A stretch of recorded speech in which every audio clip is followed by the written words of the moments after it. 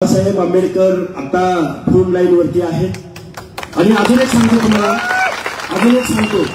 हा मंडल आयोग अंमलबजावणीचं जे धोरण ठरलं ते माननीय बाळासाहेब आंबेडकर, अरुणजी कांबळे, विश्वनाथ प्रताप सिंग आणि नॉर्थ मधले अनेक माणसं आहेत। या सगळ्यांच्या विचारानं शांत डोक्यानं गाव कुसा बाहेरचा कारू नारू बलुता अलुता भटकेविमुक्त जाती जमातीला सुद्धा निर्णय प्रक्रियेमध्ये घेण्यासाठी 93-94च्या कालावधीमध्ये ज्याला वॉटरशेड मुवमेंट म्हटलं गेलं, अर्ध्या लोकसंख्येचा हक्क अधिकाराचा मंडल आयोग म्हटलं गेलं, तो मंडल आयोग इम्प्लिमेंट करण्यासाठी ज्यांनी महत्वाचं योगदान दिलं ते सन्माननीय बाळासाहेब आंबेडकर आता फोन लाईन वरती आहेत। ते आपले दोन शब्द तुमच्या समोर बोलतील। साहेब बोला। प्रकाश आंबेडकर बोलतो।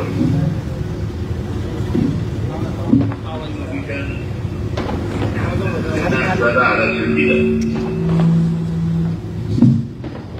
आणि आता हे मिळालेलं आरक्षण टिकवणं ही आपली सगळ्यांची जबाबदारी असते।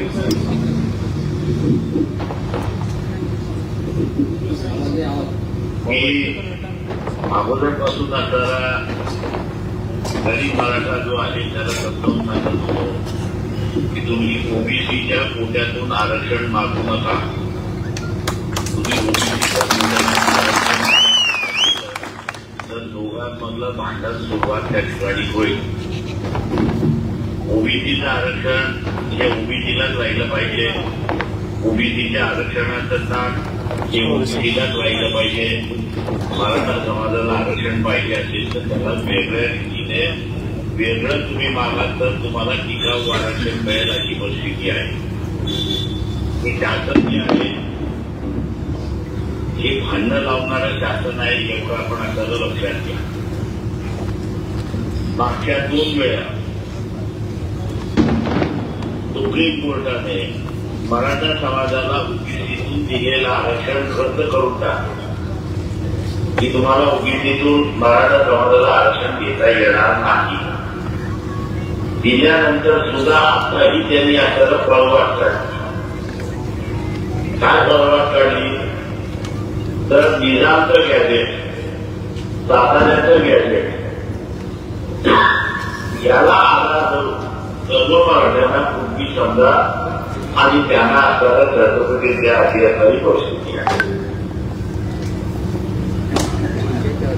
माझी सर्व ओबीसी बांधवांना विनंती आहे की हा लढा राजकीय लढा आहे एवढा आपण आपल्याला लक्षात घ्या। आपण सत्तेमध्ये कोणाला बसवतो हा सगळ्यात महत्वाचा प्रश्न आहे। सत्तेमध्ये आपल्या विचाराची माणसं बसली तर आपल्याला आरक्षण वाचू शकतं, आपल्या विचाराची माणसं बसली नाही तर ज्या पद्धतीने जबरदस्ती करण्यात आलेली आहे, मी जबरदस्ती याच्यासाठी म्हणतोय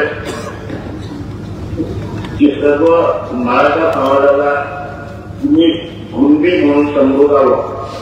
आता जो GR काढलेला आहे त्या संदर्भात 2001 साली औरंगाबाद खंडपीठ, मुंबईतलं बेंच औरंगाबाद खंडपीठ त्याच्या आधारे जज माल्लापाले आणि आदरणीय जज बघा या दोघांनी आपल्याला निर्णय दिला की सर्वत्र सकट मराठ्यांना कोणती त्या ठिकाणी संबोधता येणार नाही आणि असा अधिकार हा आपल्याला कुठल्या सरकारला ठिकाणी देण्यात आलेला नाही।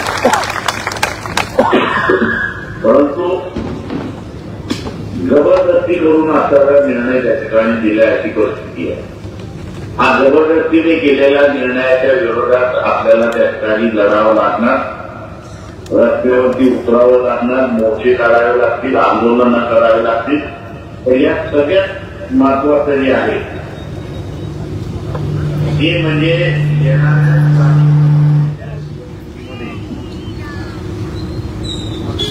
आपण मत कोणाला देणार हा त्याच्याचा महत्वाचा भाग आहे। हा खेळ खंडोबा आपण जर बघितला तर भारतीय जनता पक्ष त्या ठिकाणी आणि भारतीय जनता पक्ष काय म्हणतो की बदमाश झालेला आहे।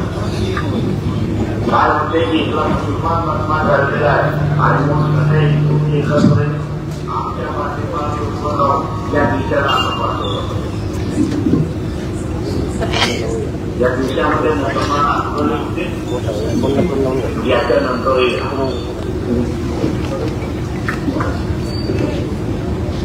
आपल्या अधिकाराचं काय हा त्याच्यातला महत्व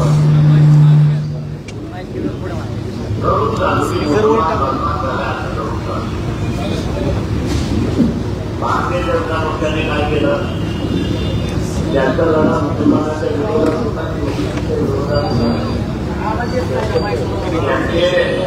याचे दाखवायचे दात वेगळे आणि खायचे दात वेगळे अशी परिस्थिती